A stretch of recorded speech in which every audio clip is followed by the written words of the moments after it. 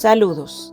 En nombre de la Federación Latinoamericana de Psiquiatría de Infancia, Adolescencia, Familia y Profesiones Afines, FLAPIA, queremos darle la más calurosa bienvenida a todos y cada uno de ustedes a este importante evento científico, Jornada Regional Centroamericana, Niñez y Adolescencia, Compromiso de Todos. Gracias a todos por su participación. Webinar Jam es una plataforma virtual que trabaja 100% con Internet, por lo que es importante realizar una prueba de velocidad de su Internet antes de la presentación. Mínimo debe tener 10 Mbps. Puede utilizar el siguiente link para medir su Internet. Recomendaciones técnicas. Haga su test de velocidad de Internet en el link que aparece en pantalla. Necesita computadora, laptop o celular conectado a Internet. Confirme que a la hora del webinar su velocidad de conexión sea estable, por lo que le recomendamos que verifique que otros miembros de su familia no estén utilizando el Internet para ver películas o videojuegos. Entre a la plataforma especificada por los organizadores en el link enviado a su email. Si en algún momento se le frisa la transmisión, favor dar a reconectar en la parte superior de la pantalla de la plataforma. Recuerde, haga sus preguntas vía el chat de la plataforma. Cualquier duda, favor contactarnos vía WhatsApp al 829-898-5710. Este evento es organizado por la Federación Latinoamericana de Psiquiatría de Infancia, Adolescencia, Familia y Profesiones Afines, FLAPIA. Este evento cuenta con el aval de la Asociación Internacional de Psiquiatría Infantil, Adolescente y Profesiones Afines y ACAPAP, de la Sociedad Dominicana de Psiquiatría, del Comité de Adolescencia ALAPE, de la Asociación Centroamericana y del Caribe de Psiquiatría ACAP, de la Liga Latinoamericana para el Estudio del Trastorno por Déficit de Atención e Hiperactividad LILAPEDAT, y de la Confederación de Adolescencia y Juventud de Iberoamérica, Italia y el Caribe, CODAGIT. Este gran evento científico llega a ustedes gracias a nuestros patrocinadores. Patrocinador Platinum, Asofarma, Centroamérica y el Caribe, y sus productos Implicane, Ketiacid. Patrocinador Platinum, Vago, y sus productos Medikinet, Atemperator. Patrocinador Oro, Janssen, una compañía farmacéutica de Johnson & Johnson y su producto Concerta. Patrocinador Plata, Neurosweat, división especializada de Sweat Farguesa y sus productos Ariprit y Tradea. Patrocinador Plata, Laboratorios Dr. Collado y sus productos Sinalgina y Olapin. Patrocinador Plata, Neurociencias de Magna Chen y sus productos Aprecia y Lortam. Colaborador Gador y sus productos Deslafax y Luradón. Te presentamos a los miembros del Consejo Directivo para el periodo 2019-2022 de la Federación Latinoamericana de Psiquiatría de Infancia, Adolescencia, Familia y Profesiones Afines. Doctora Andrea Abadi, desde Argentina. Doctor Gastón Smith, desde Bolivia. Doctor Andrés Arce Ramírez, quien es el vicepresidente de FLAPIA. Doctor Óscar Sánchez, pasado presidente de México. Doctora Ana Cristina Majeste, pasada presidenta de Flapia. Doctor Roberto Pillía, pasado presidente de Flapia. Doctora Adriana Gutiérrez, presidenta de SOCNIA. Doctora Laura Viola, secretaria de Flapia. Y nuestra presidenta de Flapia, doctora Zuleika Morillo, desde República Dominicana. Aperturamos nuestro simposio número 5, donde abordaremos el tema síndromes orgánicos. Las palabras de apertura de este simposio están a cargo en estos momentos de la doctora Ana María Cristina Majeste, quien nos acompaña desde Brasil. Meu nome é Ana Cristina Majeste, sou psiquiatra da infância e adolescência. Hoje eu vim aqui com uma missão muito importante: convidá-los para o evento que nós da Flapia estamos promovendo. A Flapia, Federação Latino-Americana de Psiquiatria da Infância e Adolescência, Família e Profissões Afins, vai promover no período de 13 a 15 de setembro a Jornada Regional Centro-Americana. Nesta jornada, além de discussões sobre quadros psiquiátricos da infância e adolescência, nós vamos estar apresentando no simpósio de número 5 os quadros psiquiátricos dos portadores das síndromes orgânicas, ou seja, os sintomas psiquiátricos desses pacientes. Nós vamos discutir casos como dos problemas de conduta dos pacientes com fibrose cística. Nós vamos discutir as questões dos pacientes portadores de genitália ambígua e vamos estar discutindo também as manifestações dermatológicas e cardiovasculares de outros quadros orgânicos. Então, aguardamos vocês no período de 13 a 15 de setembro, no simpósio da Flapia. Muito obrigada. Até lá. Recuerden enviar sus preguntas en el chat, las cuales serán respondidas por la misma vía por la doctora Minerva Ramos, nuestra secretaria, quien nos acompaña desde República Dominicana y es psiquiatra general. Favor remitir todas sus preguntas vía chat o al mail conferencista@peoplemarketing.do. Por esas mismas vías les serán remitidas sus respuestas. Recibimos a nuestra primera conferencista, la doctora Yanna Filpo, quien nos acompaña desde la República Dominicana. La doctora Filpo abordará el tema Llevar el corazón en la manga, expresión de la salud mental en la piel. La doctora Filpo es doctora en medicina, especialidad en dermatología y subespecialidad en dermatología cosmética avanzada y láser. Recibimos a la doctora Yanna Filpo.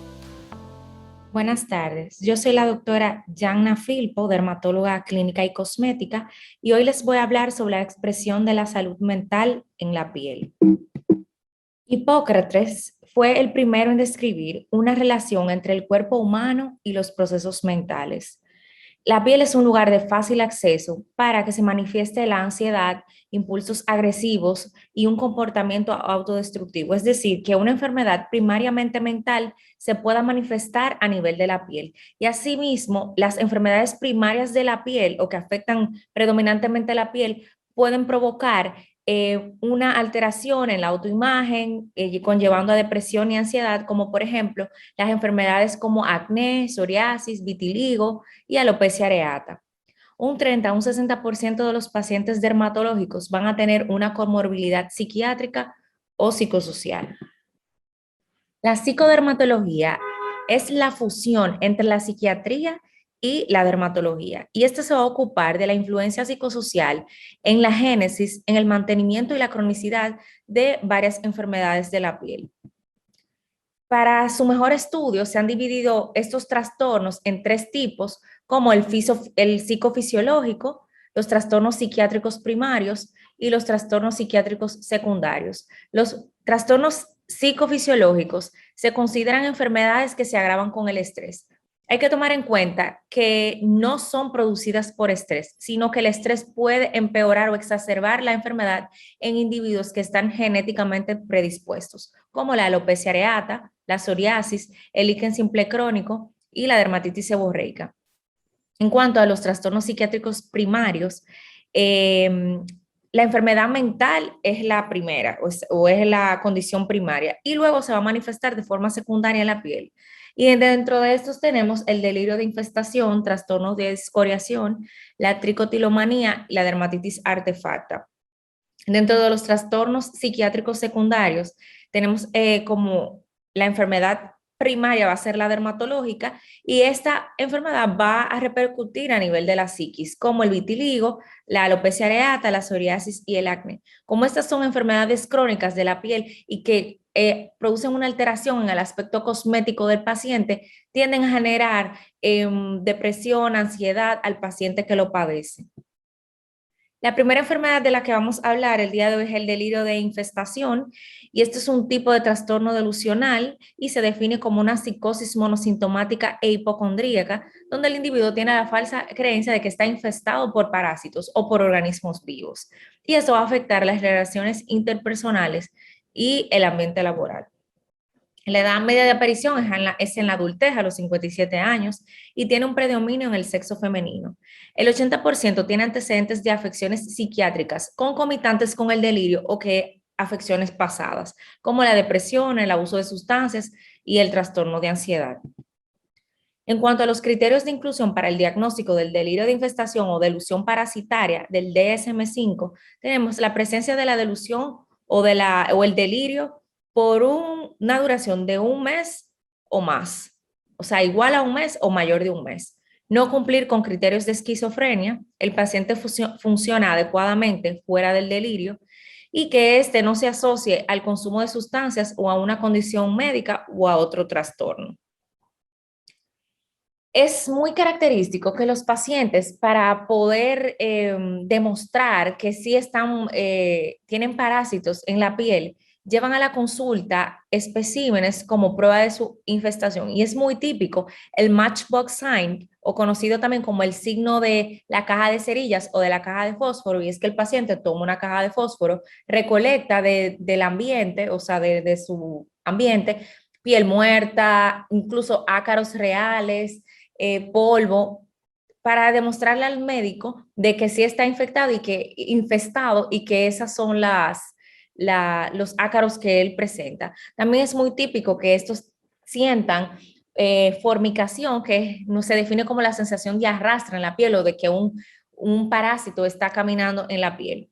Y hay una característica que se llama folie à deux, que es cuando el delirio se transmite a otra persona. Entonces, en esta imagen podemos ver lo que recolecta el paciente y lo que generalmente nos trae a nosotros a la consulta.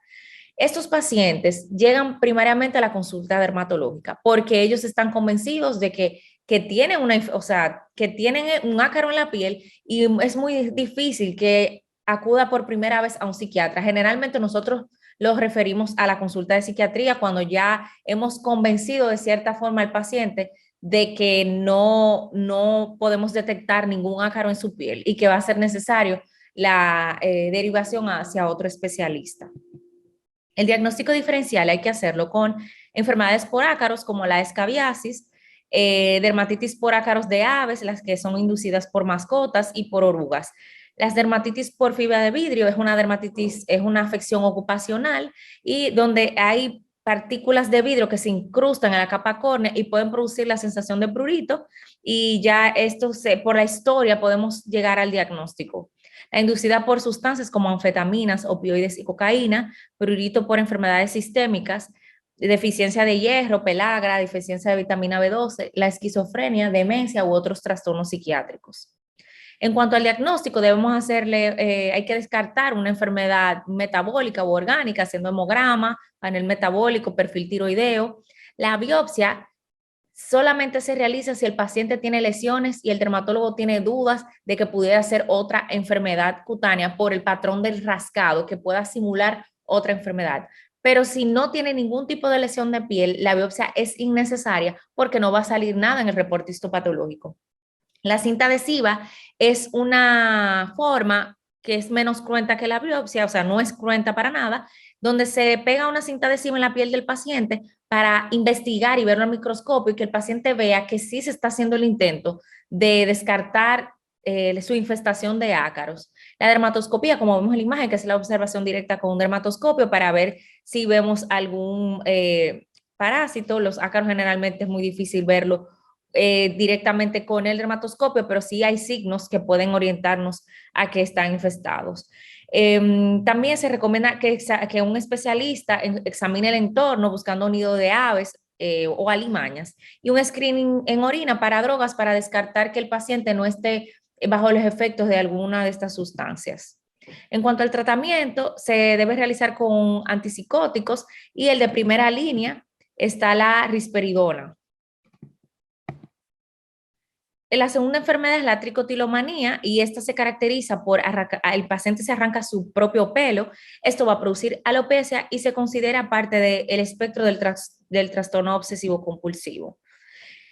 Generalmente se va a ver en pacientes jóvenes, en niños y adolescentes, y va a afectar en un 72% la piel cabelluda, puede afectar las pestañas, las cejas, la región púbica, y un 20% de los pacientes van a presentar tricofagia, o se van a comer el pelo, que puede conllevar o puede producir un tricobezoar, que es la acumulación de pelo en el intestino que puede producir obstrucción intestinal e incluso el paciente tener que ser intervenido quirúrgicamente. En esta imagen vemos una dermatoscopía de la piel cabelluda de un paciente con tricotilomanía y lo que vamos a observar o cómo hacemos el diagnóstico es porque vamos a ver puntos negros que no son más que pelos cortados al ras y pelos en diferentes tamaños. Como vemos en la letra A, hay pelos más cortos que otros y eso nos sugiere la tricotilomanía, porque hay que destacar que los pacientes generalmente niegan que hacen esto. Entonces ya nos toca a nosotros identificar si se trata de una tricotilomanía o de una tiña o de la cabeza u otro tipo de alopecia. Dentro de las causas de la tricotilomanía, esta es un mecanismo de defensa para la ansiedad o algún evento estresante. Un evento sensorial como un prurito de las pestañas, comezón de las pestañas o de las cejas, puede provocar la sensación o la necesidad de arrancarse el pelo y producir tricotilomanía. También se ha asociado a deficiencia de serotonina, por eso estos pacientes mejoran con inhibidores de la recaptación de serotonina, anomalías estructurales cerebrales y que haya obviamente una susceptibilidad genética. Dentro de los detonantes o lo que hace que el paciente tenga la necesidad de arrancarse el pelo es un estímulo sensitivo, el paciente siente el grosor, el largo, la localización y entonces eso estimula o le produce el estímulo para arrancarse el pelo. Ya sea emocional, el paciente presenta ansiedad, está aburrido, siente tensión o se siente enojado y esto puede producir arrancamiento o que el paciente tenga el impulso de arrancarse el pelo. Un estímulo cognitivo, pensamiento sobre la apariencia del cabello y este se divide en dos. Hay una forma automática de alarse el pelo o de arrancarse el pelo y una que el paciente está consciente totalmente de lo que está haciendo. Dentro de los criterios diagnósticos para la tricotilomanía tenemos alarse el pelo de forma recurrente hasta producir pérdida de pelo, intentos repetidos para disminuir o parar alarse el pelo. Alarse el pelo o la caída de pelo no se atribuye a otra condición médica y que esta no se puede explicar con síntomas de otro trastorno mental, por ejemplo, el trastorno dismórfico corporal. En cuanto al tratamiento, se utilizan antidepresivos tricíclicos, el más usado es la clomipramina, agentes glutamatérgicos como la N-acetilcisteína, antipsicóticos y cannabinoides. Se han usado en el tratamiento de los pacientes con tricotilomanía. En cuanto al trastorno de escoriación, este también se conoce o anteriormente se conocía como escoriaciones neuróticas. Es un trastorno obsesivo compulsivo, o se encuentra parte en este espectro y de los trastornos relacionados. Va a producir disfunción psicosocial y se asocia con mayor frecuencia al sexo femenino y puede aparecer en la adolescencia y la adultez. En cuanto a la descripción clínica, el paciente se va a rascar, se va a pellizcar, va a acabar la piel de manera excesiva, incluso en la piel normal. Es una necesidad impulsiva y repetitiva de remover anormalidades visibles. O sea, el paciente siente una alteración en la estructura o en el relieve de la piel y siente la compulsión de arrancarse o de rascarse, y ya sea por alteraciones en la textura, por acné, por costras, cicatrices, picaduras de insectos o que el paciente tenga pápulas. Entonces, como resultado, los pacientes van a presentar máculas hipo o hiperpigmentadas, escoriaciones lineales, costras y cicatrices, y como vemos en la imagen, van a haber zonas de piel sana. Puede afectar la cara, los brazos, muslos, donde el paciente puede alcanzar. Y hay un signo muy característico en la espalda, que es el signo de mariposa, que es el que el paciente solamente se rasca en las zonas que puede alcanzar, queda el centro de la parte superior de la espalda sin rascado o queda piel sana y se ve como si fuera alas de mariposa. En cuanto a los detonantes en el trastorno de escoriación, están los estados afectivos negativos como ansiedad, aburrimiento, tensión, que aumentan justo antes del rascado y van a sentir una sensación de alivio luego después de llevarlo a cabo. Dentro de los criterios diagnósticos del trastorno de escoriación tenemos pellizcamiento de la piel de forma recurrente, produciendo lesiones en la piel, intentos repetidos para disminuir o parar las escoriaciones o pellizcamiento. Las escoriaciones producen distrés clínicamente significante o discapacidad social, ocupacional u otras áreas importantes. Las escoriaciones no son atribuidas a efectos fisiológicos de sustancias u otra condición médica, y el pellizcamiento de la piel no se explica mejor por síntomas de otro trastorno mental. En cuanto al tratamiento, se debe realizar con terapia de reversión, psicoterapia, mindfulness o conciencia plena, farmacoterapia como inhibidores selectivos de la recaptación de serotonina, antipsicóticos, los más usados la risperidona y la olanzapina o la naltrexona.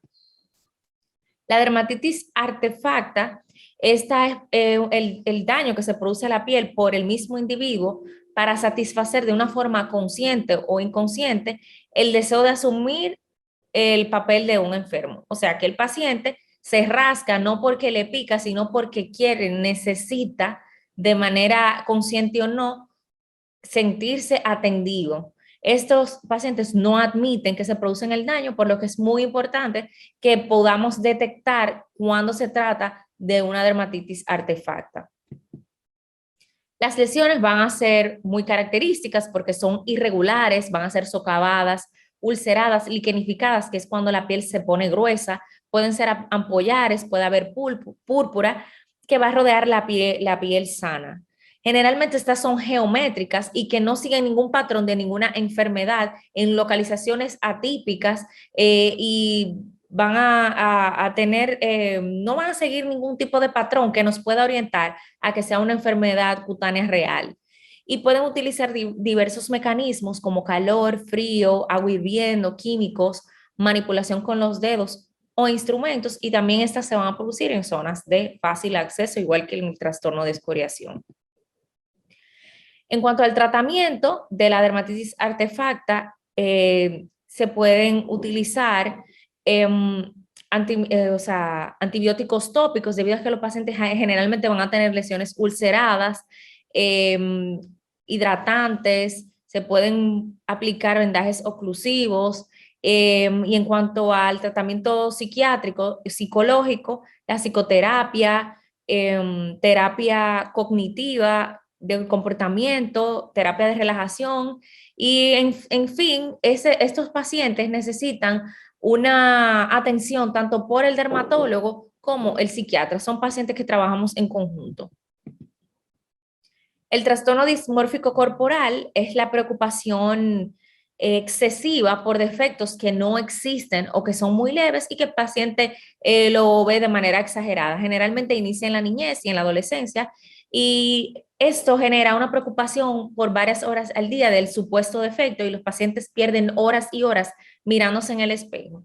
El porcentaje de prevalencia a nivel mundial es de un 2% y esto puede provocar disfunción laboral, escolar, estrés, ansiedad social, trastorno obsesivo compulsivo e incluso ideación suicida. La causa es multifactorial, pudiendo ser biológica, ambiental y psicológica. Casi todos los pacientes con este trastorno tienen un antecedente de bullying en la escuela o en la casa, maltrato o abuso infantil. Las mujeres generalmente se enfocan en la piel, en la nariz, en el abdomen, boca, caderas, y el hombre generalmente lleva su atención a sus genitales, a la calvicie o si tiene o no musculatura. En cuanto al tratamiento de estos pacientes, se debe realizar con terapia cognitiva conductual, inhibidores selectivos de la recaptación de serotonina y antidepresivos tricíclicos. Entonces, estos pacientes que tienen este tipo de afecciones deben ser tratados por dermatólogos para la enfermedad cutánea y por psiquiatras. Un 3% de los dermatólogos en la literatura mundial saben tratar este tipo de trastornos con medicamentos, con antipsicóticos, antidepresivos, pero generalmente aquí en la República Dominicana, estos pacientes que tienen estos trastornos se refieren al departamento de psiquiatría. Sí es necesario tener una forma de poder trabajar en conjunto para el beneficio de nuestros pacientes. Muchísimas gracias por su atención. Favor remitir todas sus preguntas vía chat o al mail conferencista@peoplemarketing.do. Por esas mismas vías les serán remitidas sus respuestas.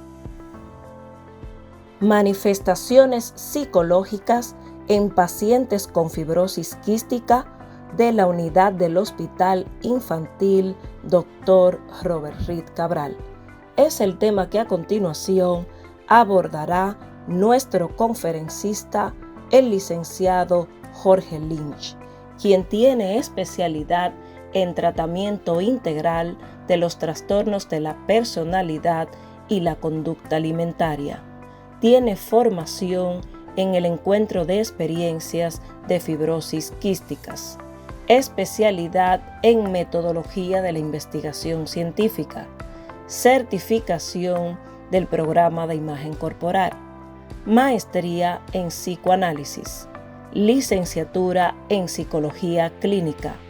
Es psicólogo del equipo multidisciplinario de la unidad de fibrosis quística. Es investigador adjunto en el Centro Nacional de Investigaciones en Salud Materno-Infantil, Dr. Hugo Mendoza. Es docente universitario en la Universidad Iberoamericana y la Católica.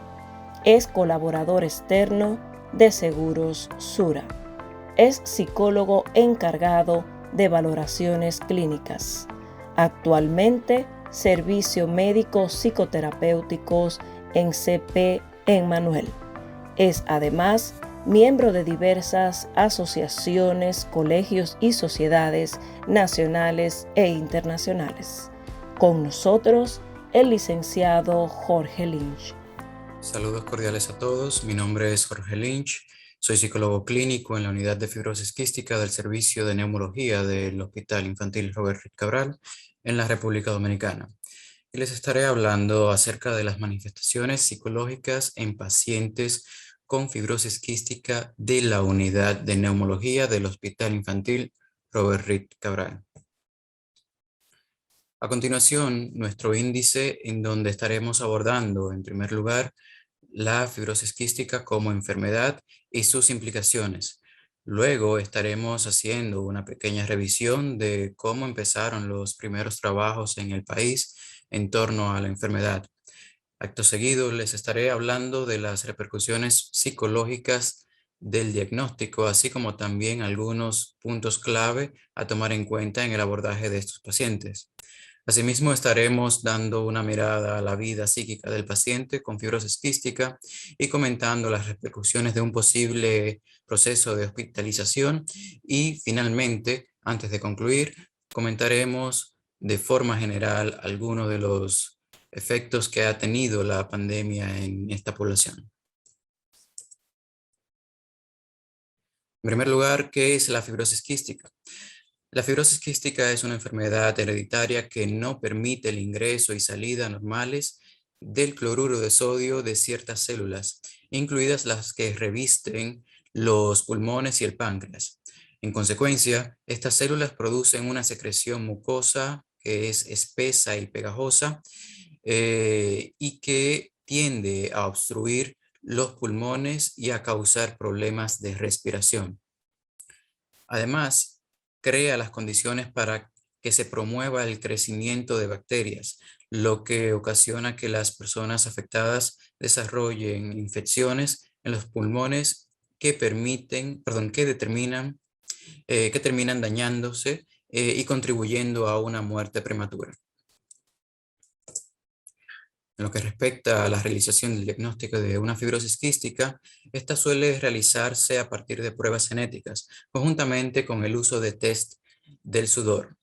Este test del sudor se ha vuelto esencial a la hora de efectuar el diagnóstico de la fibrosis quística, y se trata de una prueba que consiste en determinar las proporciones del cloruro de sodio contenidas en el sudor.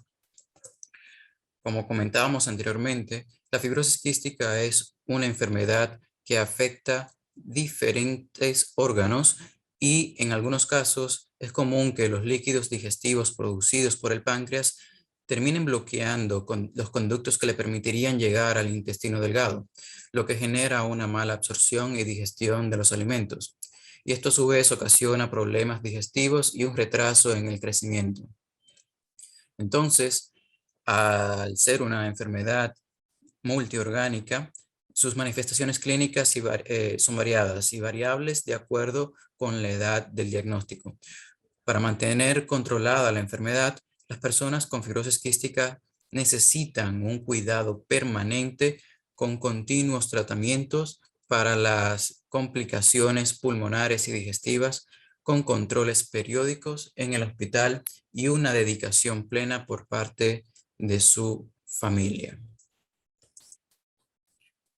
¿Cuál ha sido la experiencia en la República Dominicana? La experiencia en la República Dominicana se conoce desde la década de los años 70, cuando la doctora Alba de León, en el Hospital Infantil Robert Reed Cabral, conduce una unidad de investigación y seguimiento de casos de niños con esta condición. A raíz de la última investigación exhaustiva de esta condición, de la mano de la doctora Leandra Cordero, se apertura la clínica de fibrosis quística en el Hospital Infantil Robert Reed Cabral en mayo del 2013, que inicia sus funciones con unos 32 pacientes. Y actualmente la clínica de fibrosis quística cuenta con casi 115 casos diagnosticados con pruebas de sudor positiva, teniendo un crecimiento importante de la cantidad de casos diagnosticados gracias a la realización del test diagnóstico de fácil acceso, y gracias también a que los médicos cada vez más están familiarizados con el tratamiento y el diagnóstico de esta condición clínica. En lo que respecta al diagnóstico y tratamiento de una enfermedad como la fibrosis quística, este es posiblemente una de las mayores fuentes de estrés a la que puede verse sometida una familia a lo largo de su vida. El shock emocional que provoca en el diagnóstico de una enfermedad que amenaza la vida del paciente, la implicación personal que demanda de todos el mantenimiento de un tratamiento continuo y permanente, así como la atención que supone la lucha diaria contra esta enfermedad, hace que ésta sea capaz de afectar a todos y cada uno de los miembros de la unidad familiar en las diferentes áreas en las que se desenvuelven, tanto a nivel emocional, físico y psíquico, como a nivel relacional, escolar y profesional. En función de este planteamiento, recibir el diagnóstico de una enfermedad crónica sin cura, como lo es la fibrosis quística, supone para los padres un enjambre de intensas emociones, por lo que los padres pueden llegar a sentirse o a experimentar una sensación de confusión, de parálisis, despertar mecanismos de defensa tales como la negación frente al diagnóstico, pueden llegar a sentir miedo, desesperanza, incluso enfado, culpa y miedo. Es por esto que la valoración del impacto emocional que genera el diagnóstico de una enfermedad crónica, como lo es el caso de la fibrosis quística, es importante y es lo que habilita una de las primeras intervenciones del personal de psicología en el esquema de tratamiento. Esto, por supuesto, por fuera del tema de la prevención y preparación psicológica de la familia y el paciente. De hecho, las exigencias de adaptación que requiere el tratamiento y la sobrecarga de responsabilidades que deben asumir a raíz del diagnóstico van definiendo parte de nuestras funciones, entre las que podemos señalar la ayuda ante las reacciones de adaptación en los momentos críticos de la enfermedad, la detección de familias en riesgo que requieren orientación o intervenciones específicas, así como también la contribución a la evaluación y corrección de las dificultades que determinan la falta de adherencia a los tratamientos indicados.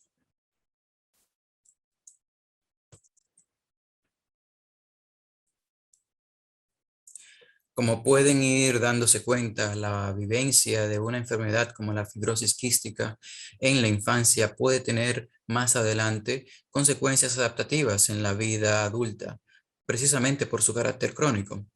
Por lo que para evitar o prevenir consecuencias desadaptativas o maladaptativas, el tratamiento psicológico pasa a ser parte integral del tratamiento de la enfermedad para paliar su impacto emocional, especialmente en el periodo de transición de la niñez hacia la adolescencia y eventualmente hacia la vida adulta. En este sentido, es importante utilizar estrategias de psicoeducación y orientación que sean lo más claras en la medida de lo posible, principalmente a la hora de explicar, sin utilizar fantasías, los diversos pasos por los que pasa el niño, tales como el uso de medicamentos, la realización de pruebas de seguimiento y la valoración de un posible ingreso. Todo esto con tal de que, pudieran, de que puedan ir construyendo un sentido de control y empoderamiento ante la condición. Así que la información debe de ser lo más realista y simple posible en relación a la enfermedad, en donde se aborden sus causas y consecuencias, y esto a su vez va a permitir la ayuda a alejar los posibles fantasmas que puedan irse generando a raíz de esta condición. El periodo de adolescencia, una etapa llena de conflictos, acompañados de importantes procesos de individualización y socialización, constituye un gran desafío dentro de la fibrosis quística. En el tratamiento, las hospitalizaciones y en general la fibrosis quística en sí misma representa una amenaza para la construcción de la independencia de los chicos afectados. Por ello, y aunque el objetivo es siempre normalizar el tratamiento, es inevitable encontrar cierto grado de desestructuración en su vida, ya sea en el ámbito escolar, en el ámbito social o incluso en el ámbito familiar. Y esto se hace particularmente más notorio cuando la relación y comparación con chicos de su misma edad se hace presente. En la mayoría de los casos, podemos encontrar alteraciones en diferentes áreas, ¿no? De hecho, todas estas condiciones les hacen sentirse bastante diferentes en comparación a su grupo de pares e iguales, lo que los lleva a manejar un continuo flujo de sentimientos de rabia, de enfado, de frustración, de rechazo, incluso de disconformidad con todo lo que vete su normalidad o independencia. Y como les decía anteriormente, el tener que lidiar con una condición como la fibrosis quística hace que algunos aspectos de la vida psíquica del paciente se vean alterados, ¿no? Como podemos ver, su horario, su vida horaria, pues este se ve aumentado por las mañanas y por las noches para la realización de ejercicios del uso del aerosol, del uso de medicamentos e incluso de fisioterapia. También vemos afectarse su vida social y actividades de ocio, pues se ven condicionados por la evitación de ambientes cargados de humo y de conductas socialmente aceptadas para la población de adolescentes que no tienen esta condición y que a veces sirven incluso para la reafirmación de la identidad. Además, y con mucha frecuencia, las exacerbaciones de la infección pulmonar los lleva a verse obligados a verse sometidos a hospitalizaciones o a asumir largas estadías en sus domicilios, lo que los lleva a alejarse aún más al paciente de su ámbito o de su ambiente social, el cual normalmente no suele tener información de qué es lo que está pasando. Asimismo, podemos ser testigos de la presión que carga el niño o el adolescente a la hora de afrontar el tratamiento y que no solamente recae este sufrimiento sobre el paciente, sino también sobre los demás familiares con quien convive el paciente, ¿no? Principalmente sus hermanos y padres. En este sentido, la familia vive con gran impotencia los efectos que la enfermedad y el tratamiento provoca en los niños y adolescentes, principalmente porque hay un aspecto de la enfermedad que es inevitable asumir desde la pasividad del observador. Los padres y demás familiares observan cómo su aspecto, el del paciente, comienza a deteriorarse, comienzan a notar que sus energías a veces se ven disminuidas y se está a la expectativa de una posible recaída. Y es por esto que no es para nada anormal la presencia de un ambiente excesivamente sobreprotector, tanto en el ambiente hospitalario como en casa. Todo esto en contraposición o en respuesta a este aspecto pasivo que se ven forzados a asumir.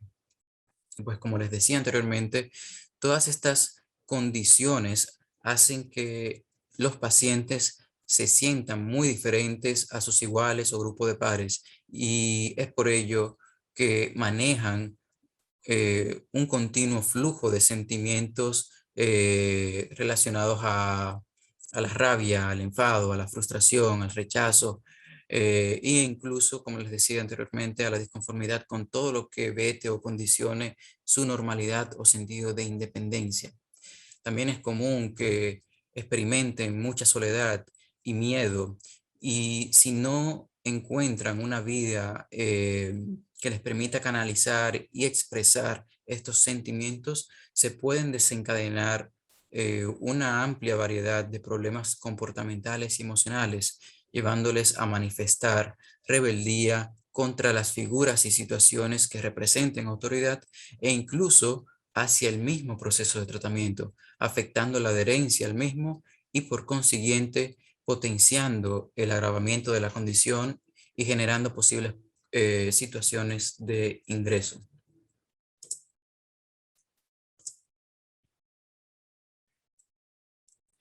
En este sentido, la hospitalización también es una fuente importante de ansiedad. Los efectos emocionales están provocados en esta ocasión por la interrupción del modo de vida y separación de los padres. y además por los pensamientos y reacciones que tiene el niño sobre la hospitalización y la enfermedad en sí misma. La hospitalización puede provocar ansiedad, miedo a morir, culpabilidad, sensación de castigo, ira y resentimiento. También puede llegar a ocasionar conductas regresivas, disminución de la autoestima y sentimientos de impotencia. Es por todo esto que el proceso de hospitalización puede llegar a ser el foco de mayor estrés ambiental en el niño, en el adolescente y por supuesto para los padres, porque no solo hay que aceptar y adaptarse a un sitio extraño con personas y rutinas desconocidas, sino que además se ha de aceptar toda una serie de procedimientos médicos sanitarios, tales como extracciones, punciones y otras pruebas específicas que suelen causar dolor y malestar, haciéndole sentir al niño una sensación de inquietud y al mismo tiempo de nerviosismo.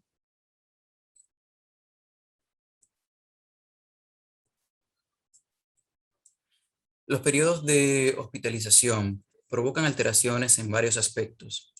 Uno de los más afectados son los hábitos de comportamiento en la familia, pues se pierden una parte importante del concepto habitual de lo que es la familia, ya que tienden a perderse de festividades, de celebraciones, de graduaciones y consecuentemente se experimenta una sensación de pérdida de apoyo social, tanto en términos de cantidad como en términos de calidad. Con lo cual, la probabilidad de que aparezcan o aumenten condiciones de dependencia hacia los padres o cuidadores en medio de una situación de ingreso, de hospitalización, hace que se exacerben los episodios o estados de alteración del estado de ánimo y conjuntamente pues de dependencia hacia los cuidadores, ¿no? Y esto hace que de que las probabilidades sean bastante altas de que esto ocurra. Dentro del mismo marco de las hospitalizaciones, creo que vale la pena remarcar las dificultades económicas que pueden llegar a surgir como factor incidente en el bienestar del paciente y su familia. Los tratamientos excesivamente largos y demasiado lejos de casa implican elevados gastos que necesitan ingresos mayores. Sin embargo, el ritmo normal de trabajo se ve disminuido y afectado por el tratamiento, lo que obliga a al menos uno de los padres o cuidadores a abandonar su trabajo para dedicarse al cuidado permanente y a tiempo completo del niño, mientras que el otro no puede mantener un ritmo elevado de trabajo, ya que el tratamiento implica demasiados cortes en la vida normal. Esta situación tiende a incidir negativamente en el desarrollo de la hospitalización y sus efectos, aumentando incluso los problemas de manera proporcional al estado de ánimo habitual del cuidador, quien es generalmente la madre, que a estas alturas, por supuesto, suele ser o sentirse bastante ansioso e hipersensible ante cualquier aspecto relativo a la salud del paciente. Es en ese sentido o en este sentido que me parece pertinente pensar todo esto a la luz de la situación actual de pandemia que estamos viviendo, pues los seguimientos y procesos de hospitalización se vieron claramente afectados con la aparición del COVID-19 en la vida de todos los seres humanos, llevando a la sociedad a batallar con emociones como la ansiedad, la angustia y el miedo. En su momento, el confinamiento estricto llevó a incrementar la incertidumbre de la mano de la sobreinformación. En este último periodo, la escolaridad online, las dificultades económicas, sumado a los efectos del confinamiento ya mencionados, han potenciado el mal humor y la intolerancia, lo que ha provocado diferentes conflictos en el núcleo familiar y principalmente en el binomio de la pareja. Es sin duda este cóctel emocional el que tiene un papel preponderante a la hora de analizar cuál es la situación actual en lo referente al estado de salud mental de la población en medio de la situación de pandemia. Este cóctel emocional se vio potenciado por situaciones que podemos circunscribir incluso a dos grandes etapas. Una primera etapa asociada a la cuarentena, a la sobreinformación y a la incertidumbre, y una segunda etapa asociada al trabajo en línea, a la escuela en línea y, por supuesto, a las dificultades económicas derivadas del periodo de cuarentena. A todo esto, debemos sumar factores como la reproducción del virus, la gravedad del mismo COVID-19, el riesgo al contagio, el carácter imprevisible de la finalización de la pandemia, al conjunto de elementos que contribuyen a que la salud mental, no solo en la población en general, sino también de los pacientes con fibrosis quística y sus familias se vean afectados.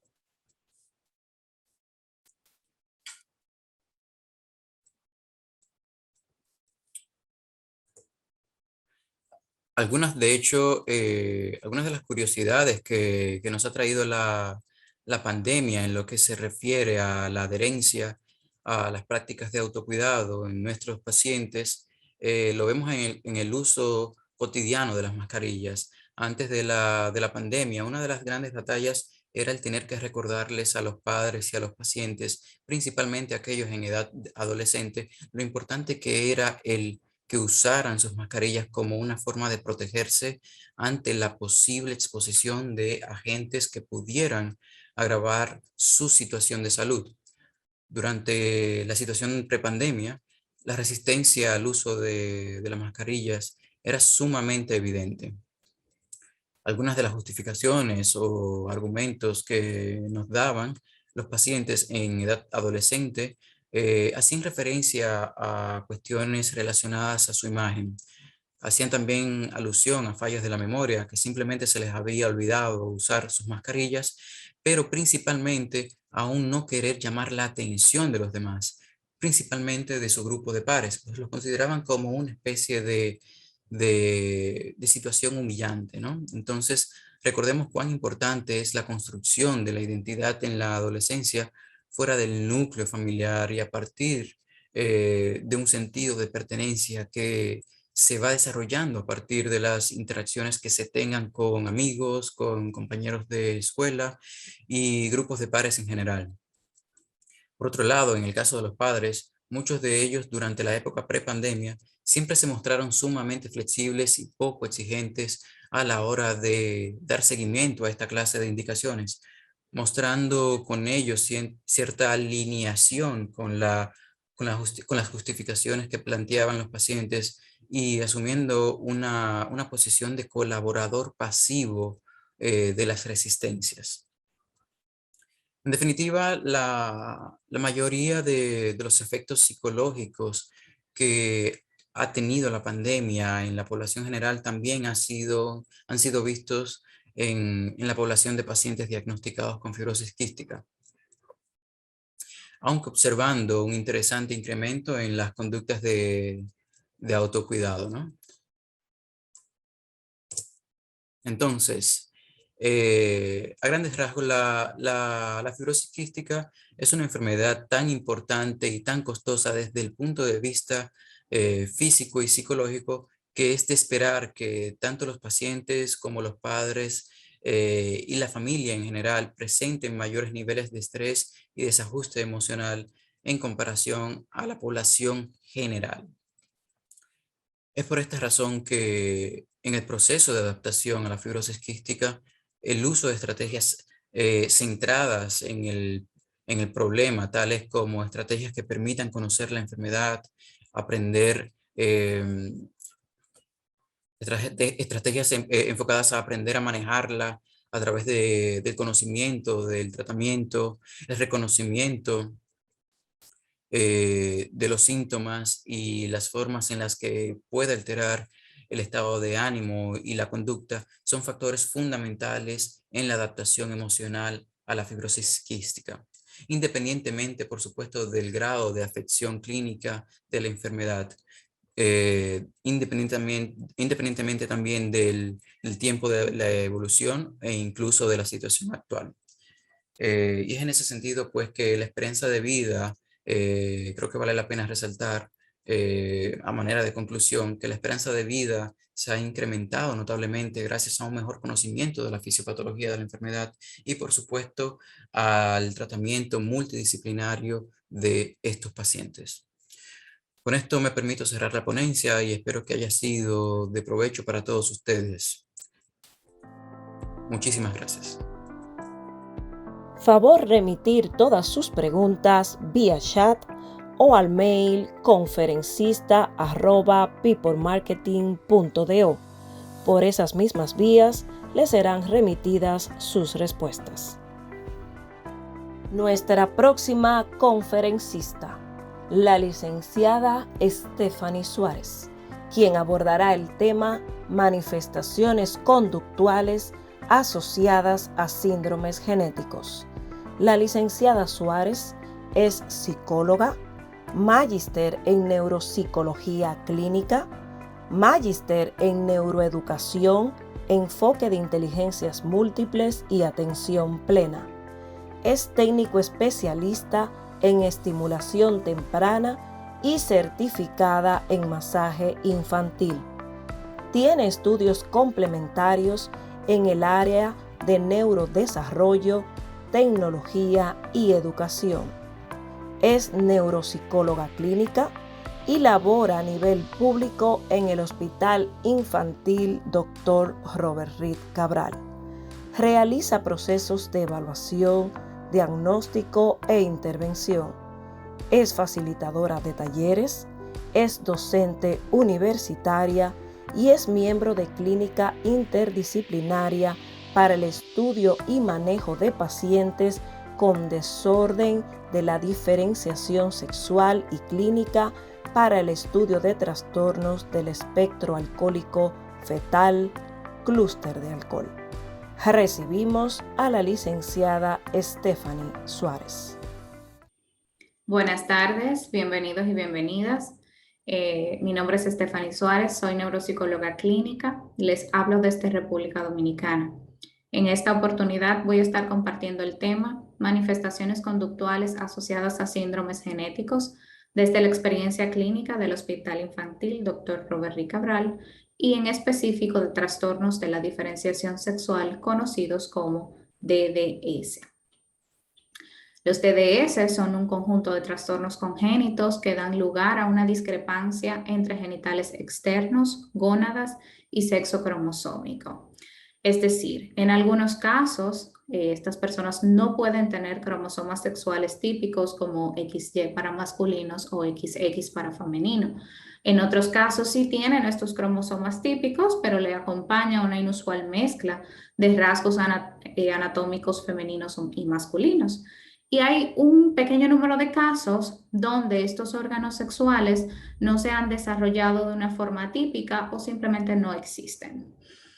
No obstante, estas definiciones de DDS nos permiten acercarnos al desarrollo sexual físico, es decir, cómo se formó el cuerpo de la persona, y no acerca de la identidad de género, es decir, quién se siente él o ella. Quiero poner especial atención en esta última parte porque desde el abordaje psicológico hacemos mucho énfasis en el desarrollo sexual de estos pacientes. Este es un diagnóstico que definitivamente cambia la vida y la tranquilidad de la familia y del individuo que le padece. En la familia se vive y se tienen que afrontar a un diagnóstico del que probablemente no saben nada o muy poco, creando confusión en los padres y cuestionando a los médicos, haciendo preguntas como ¿por qué ha pasado? ¿Qué debe tomar? ¿Se puede sanar? ¿O cuándo operarán esto para que se solucione? Entre otras inquietudes. Lo que sí sabemos es que el principal problema que afrontan estos individuos y su familia es la soledad, el desconocimiento y la sensación de aislamiento tras este diagnóstico. Claro, no podemos dejar a un lado la estigmatización psicosocial, es decir, cuando este ser humano tiene que acercarse a los grupos sociales, y es que no entra dentro de los estándares de normalidad. Entonces, ser sexualmente diferentes para ellos significa vivir en la vergüenza pública y en una culpabilidad privada. Esa construcción de la sexualidad se convierte en una tarea compleja, confusa y en muchas ocasiones dolorosas. También es que utilizamos muchos términos estigmatizantes para describirla, por ejemplo, esa enfermedad rara, esa patología, es que requiere una cirugía correctiva. Entonces, todo esto supone una reprogramación negativa y una pérdida de sus capacidades para estar entonces en el mundo de los sanos, para encajar en esa normalidad.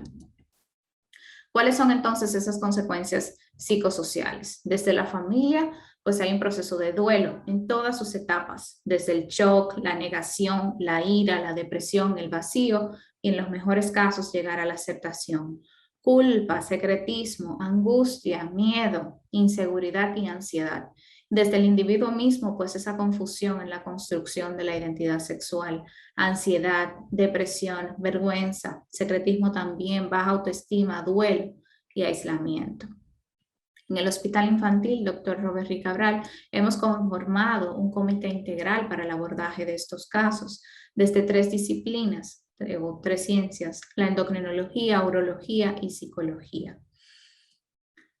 ¿Qué hacemos desde psicología y este abordaje o esta intervención multimodal? Pues bueno, esto acompaña e incluye tanto al niño, niña o adolescente como a sus contextos, escuela, que serían los profesores, y casa, que serían entonces su padre, tutor o cuidador. En el caso del niño, niña o adolescente, tiene con nosotros un seguimiento longitudinal, interdisciplinario, porque en el área de salud mental tenemos psiquiatras infantiles, tenemos psicólogos de diferentes áreas, terapistas del habla, psicopedagogos, terapeutas ocupacionales, o sea, es interdisciplinario. Por supuesto, lleva evaluaciones periódicas que son 360, incluyen tanto la parte cognitiva, la conducta y la parte de emociones. Nos centramos en la identificación y manejo de emociones, en construir esa inteligencia emocional a través de diarios reflexivos, autovaloración emocional, entrenamiento en habilidades sociales, sin dejar a un lado, por supuesto, el aspecto cognitivo desde la rehabilitación neurocognitiva y o estimulación cognitiva del funcionamiento tanto cognitivo como ejecutivo de este paciente. Luego entonces, en escuela, profesores, trabajamos mucho psicoeducación, se maneja el tema del desarrollo sexual, técnicas de solución de problemas, se hacen escalas de observación estructurada para monitorear ciertas conductas, hay registros conductuales y emocionales y sobre todo se entrena para tener una convivencia en el aula con emociones, emociones que no vamos a etiquetar como positivas o negativas, buenas o malas, simplemente emociones. Y claro, entonces los padres, tutores o cuidadores en casa reciben de nosotros un acompañamiento muy especial, desde el entrenamiento en generalidades del diagnóstico, las técnicas en práctica de crianza positiva, ese manejo de preguntas difíciles y existenciales que sabemos que van a venir a lo largo de la vida, y una de las herramientas por excelencia de mayor eficacia es el grupo de apoyo de padres DDS.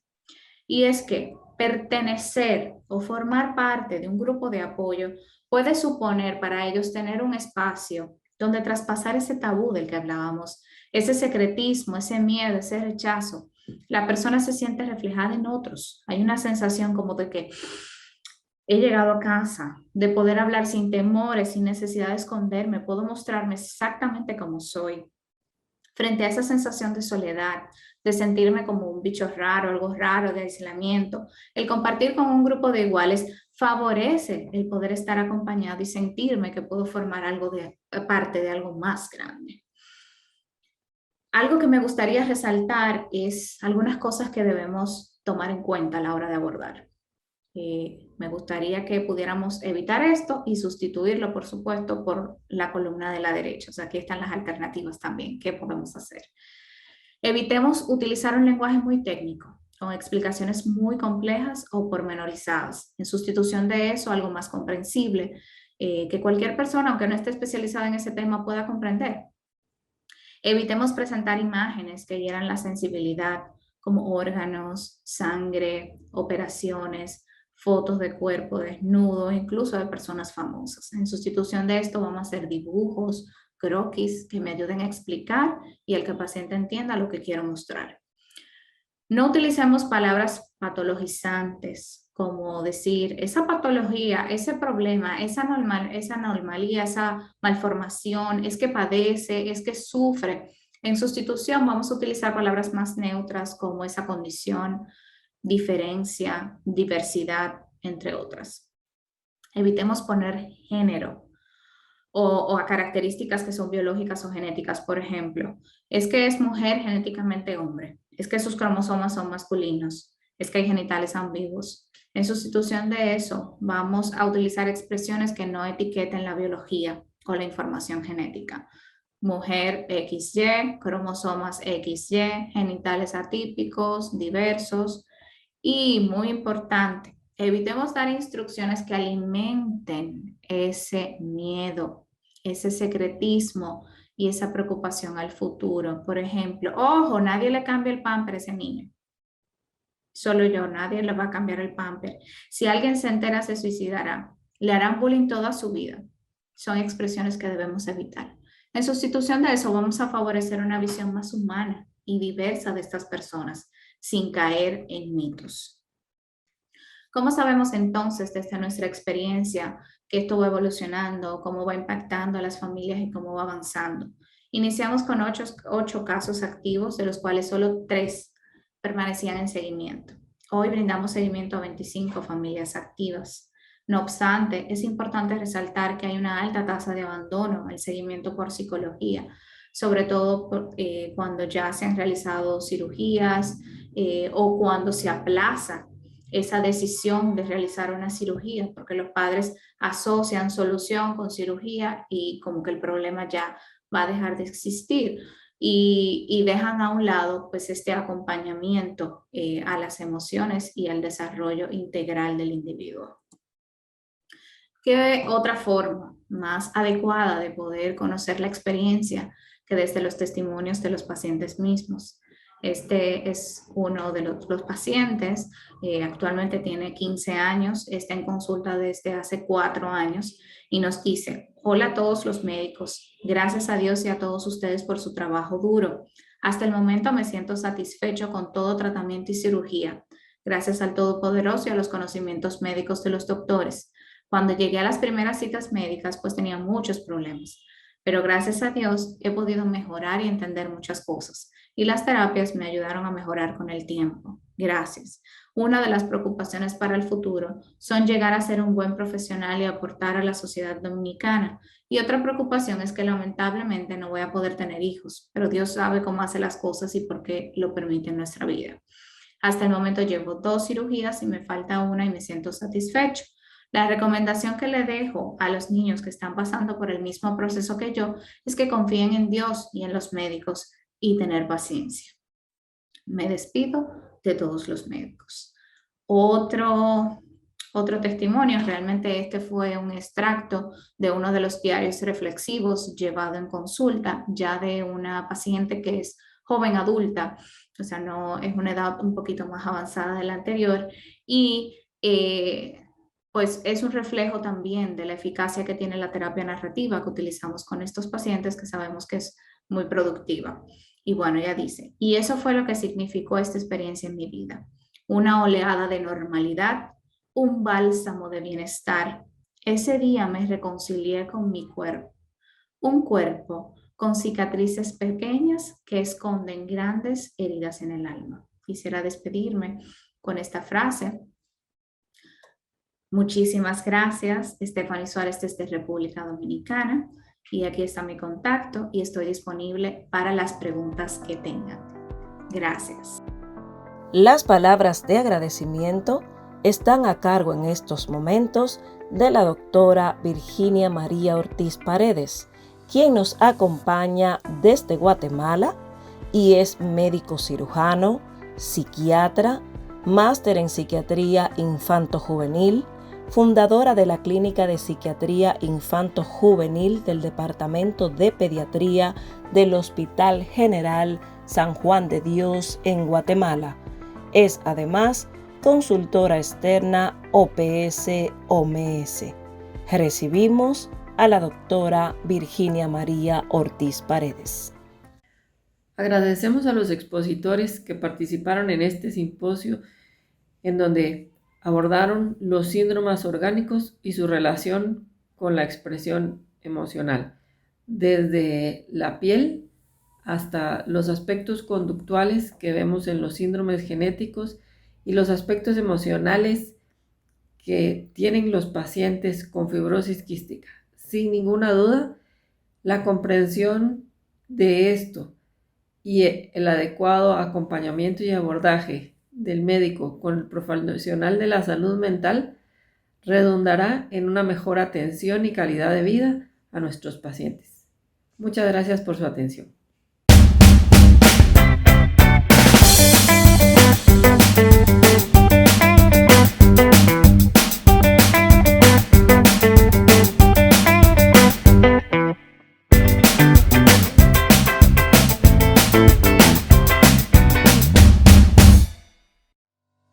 Este gran evento científico llega a ustedes gracias a nuestros patrocinadores.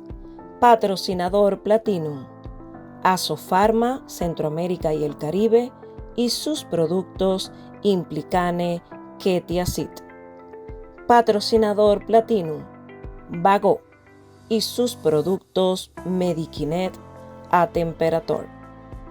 Patrocinador Oro, Janssen, una compañía farmacéutica de Johnson & Johnson y su producto Concerta. Patrocinador Plata, NeuroSweat, división especializada de Sweat Farguesa y sus productos Ariprit y Tradea. Patrocinador Plata, Laboratorios Dr. Collado y sus productos Sinalgina y Olapin. Patrocinador Plata, Neurociencias de Magna Chen y sus productos Aprecia y Lortam. Colaborador Gador y sus productos Deslafax y Luradón. Te esperamos en nuestro próximo simposio, el número 6, donde abordaremos el tema psicofarmacología, taller especializado a las 6 de la tarde, hora República Dominicana. El link le llegará a su correo electrónico al cerrar esta sesión. Te esperamos.